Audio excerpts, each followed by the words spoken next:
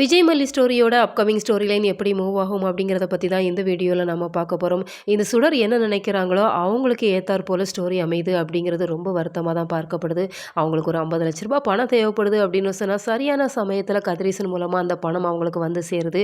ஏன்னா இந்த சுடர் சரியில்லை, அவங்க நம்மளை விட்டு விலகுறாங்க அப்படிங்கிறதுல எப்படியாவது எனக்கு 50 லட்ச ரூபாய் பணம் வேணும், அப்படி இல்லை அப்படின்னு சொன்னால் நான் வீட்டில் போட்டு கொடுத்துருவேன் அப்படிங்கிற மாதிரி இந்த ரகு வந்து மிரட்டிட்டு போயிருப்பாங்க. சரி ஓகே, நான் உனக்கு 50 லட்ச ரூபாய் பணம் தரேன் அப்படிங்கிற மாதிரி அவங்களும் ஒரு வழியாக பேசி அனுப்பியிருப்பாங்க.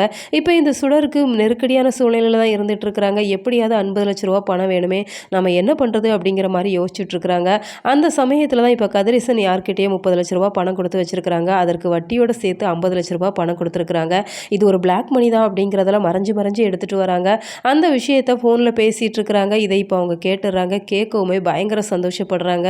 ஏன்னா அந்த 50 லட்ச ரூபாய் பணத்தை எப்படிடா ரகு கிட்ட கொடுக்க போகிறோம் அப்படிங்கிற மாதிரி யோசிச்சுட்டு இருக்கிற சூழ்நிலையில் இப்போ கதிரேசன் கையில் 50 லட்சம் இருக்குது அப்படிங்கிற விஷயத்தை தெரிஞ்சுக்கிறாங்க.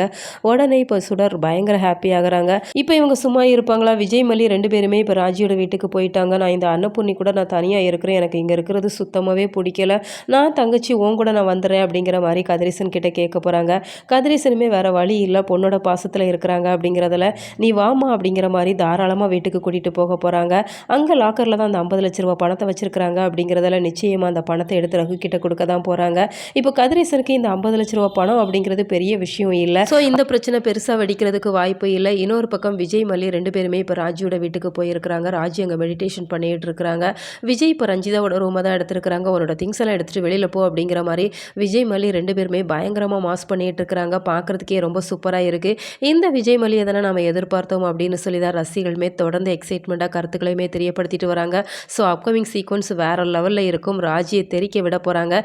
இதை நீங்கள் எப்படி பார்க்குறீங்க? உங்களோட கருத்துக்கள் என்ன அப்படிங்கிறத மறக்காம கமெண்ட் பாக்ஸில் சொல்லுங்கள். மேலும் இது போன்ற வீடியோக்களுக்கு நம்ம சேனலை